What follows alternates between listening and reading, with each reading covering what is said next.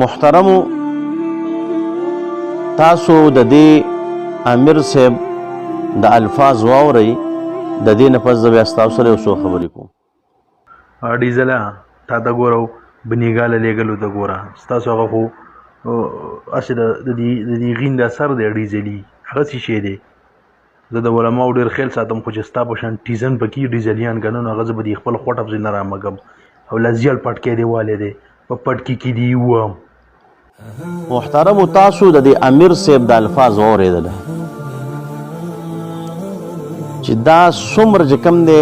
هغه سپکې کنځلې چې کوم دی علماو ته وکړي چې هغه کنځلې زه په دې خپل خوله باندې ستاسو د وړاندې هغه نشم ذکر کولی خو تاسو واورېدل چې ده څه ویله. شاه عبدالعزیز رحم الله په فتاوا زیزیه کې او دغه رنګې حکیم الامت مولانا اشرف علي تانوي رحم الله په امداد الفتاوا کې چې کوم دی هغه ذکر کوي چې اهانت د علماو کفر دی. دا یې پکې نه دی ویلي که دا سیاسي عالم دی او که دا غیر سیاسي عالم دی خو چې د علماو اهانت چا وکړو دا کفر دی نو یو خو دې دا د کفر کار وکړو.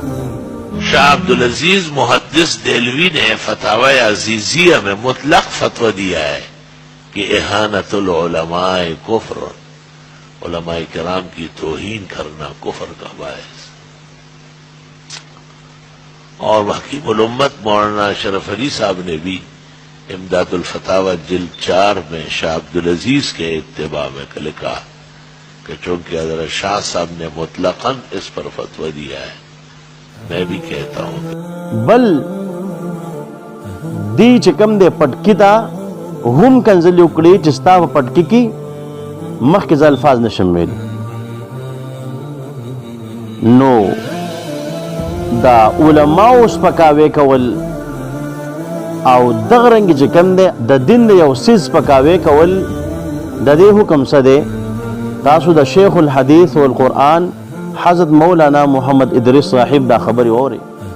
چې چام د علماو اهانت او توهین وکړو وورا او د دین سپکاوی وکړو او کرامت یا معجزې پورې خندا وکړه زی وته ثابتو مال د راشي دی وته په قرآن او په حدیث او په سنت وته ثابتو ما دا کافر دی دا مرتد دی دا د شریعت نه وته سپکاوی کې دا ډېر لوی ظلم نه په بیت وکړو چې چا دا علماو سپکاوی وکړو د دین د یو څیز سپکاوی وکړو نو زه ورته په قرآن او حدیث باندې دا ثابتوم چې دا کس کافر دی. نو دی امیر صاحب چې پټکي ته کنځلې وکړي دغه رنګې علماو ته کومه کنځلې وکړي سپکاوی ورله وکړو نو آیا دا په دې باندې مسلمان پاتې شوی؟ نو زما دغه امیر صاحب ته دا درخواست دی چې یو خو حیا هم یو خصیص دی د دې وجې نه راځي اذا فاتک الحیاء ففعل ما شئت چې کله ستا نه حیا لاړه بیا چې ستا څه خوښ شي هغه کوه. نو ښکاري دا چې ستا نه حیا تلې ده چې تا د خلکو د وړاندې ماشاءالله ښایسته ګردې نیولې ده ښایسته ګردې ده او ته دا کمه کنځلې کې قسم په الله مال خو ډېر شرم راځي ځکه دا ویډیو به مشران هم ګوري کشران به هم ګوري نارینه به هم ګوري زنانه به هم ګوري زما د کور خلک هم کتی شو ستا د کور خلک هم کتی شي چې ته دا کم الفاظ وې لږ به ګریوان کې سوچ وکړه دا الفاظ چې ستا مور واوري نو د هغه په زړه به څه تېرېږي چې دا الفاظ ستا پلار واوري د هغه په زړه به څه تېرېږي او که دا الفاظ ستا خویندې ستا ښځه ستا نور رشته دارې واوري لږ حیا پکار ده د خپل لیډر محبت کې دومره راتلل چې ته بیا د پټکو بېزتي کوو پټکو ته کنځلې کوه او علماو ته کوه نو دا کار د کوپر کړی دی. مهرباني وکړه چې کم دی په دغه سعودي کې خانه کعبې ته لاړ شه او دغلته چې کم دی کلمه